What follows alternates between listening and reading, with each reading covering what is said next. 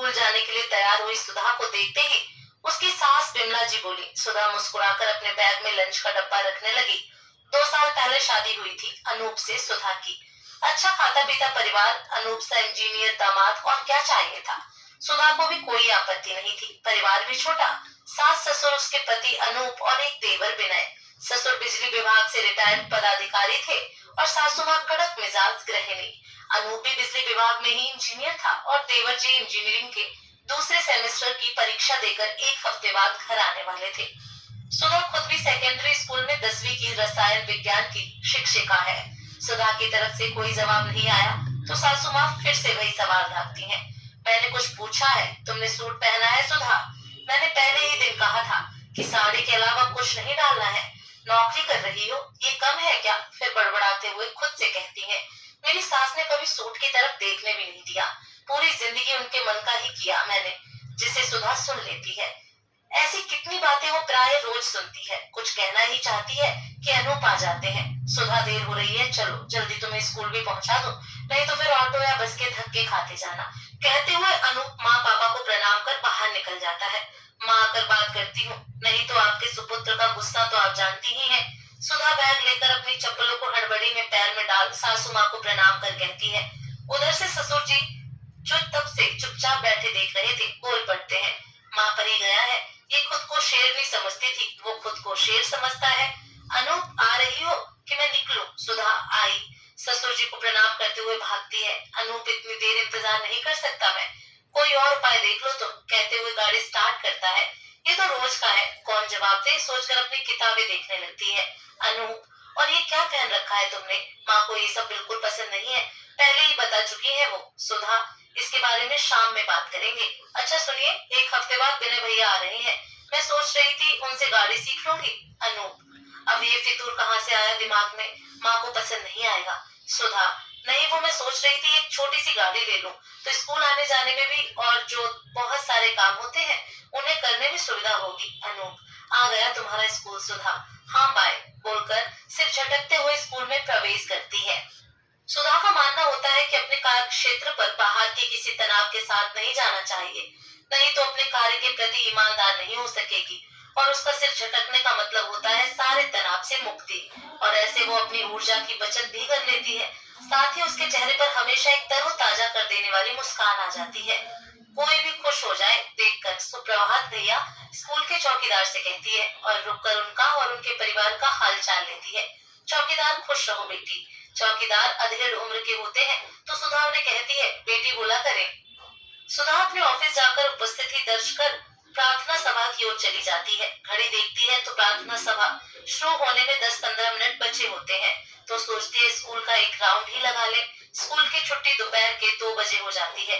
निकलते निकलते और घर पहुंचते पहुंचते 3:30 हो ही जाते हैं।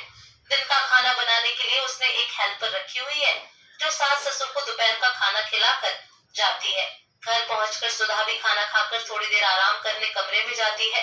तभी उसके देवर विनय की कॉल आ जाती है। क्या भाभी, क्या बवाल कर दिया आपने आज? माँ काफी गुस्से में थी और पापा आपकी तरफदारी में। विनय हंसता हुआ कहता है, आज मैंने सूट सलवार डाल लिया था।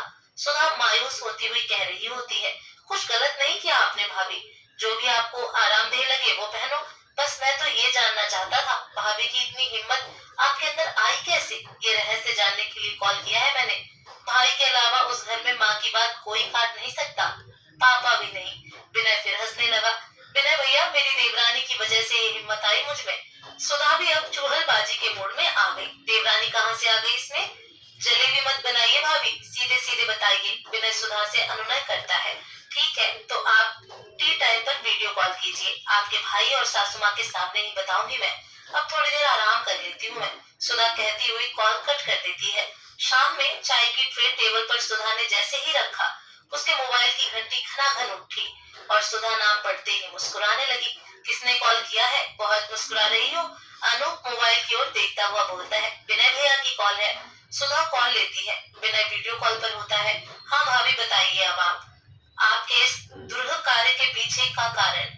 सबको प्रणाम बोलकर विनय असल मुद्दे पर आता है। एक बात बताओ विनय, एक बात बताओ विनय, जब एक बार बात हो गई तो तुमने दोबारा बिना किसी खास कारण के कॉल क्यों किया? सिर्फ वक्त की बर्बादी है ये। विनय की माँ का मन किया सबसे बातें करने का तो कर लिया उसने दोबारा कॉल। तुम भी ना विमला, बोलकर विनय के पापा हालचाल पूछने लगे। हाँ तो भाभी बताइए, विनय सुधा से कहता है। क्या बताना है, सुधा की तरफ देखते हुए अनूप पूछता है। दोपहर में विनय भैया ने मैंने सूट सलवार पहनने का दुस्साहस क्यों किया ये पूछा था, तो मैंने कहा था टी टाइम पर सबके समक्ष बताऊंगी।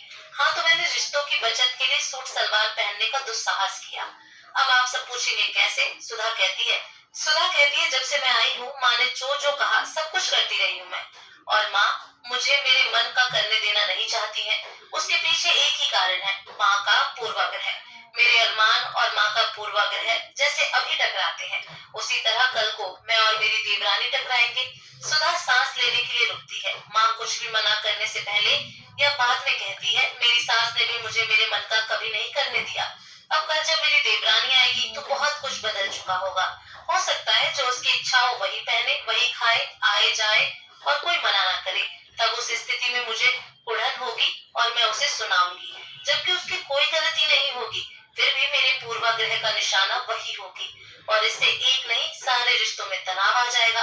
रूपा सासू माँ की तरफ देखते हुए बोलती है, इसलिए मैंने सोचा सीमा के अंदर रहकर जो मेरी इच्छा है वो मैं करूँ, जिसमें आरामदायक कपड़े, गाड़ी ड्राइव करना सीखना, ऐसी और भी इच्छाएं। बस भविष्य के लिए घर के रिश्तों की बचत की एक छोटी सी मुहिम है मेरी ये। ना मैं मेरे अरमान को मारूंगी और तब ना किसी के अरमान देखकर उड़न होगी। सुधा बारी बारी से सबको देखती हुई कहती है, नाज है बेटा तुम पर। ससुर जी उठकर सुधा के सिर पर हाथ फेरते हुए कहते हैं, प्राउड ऑफ यू भाभी। विनय ताली बजाते हुए कहता है।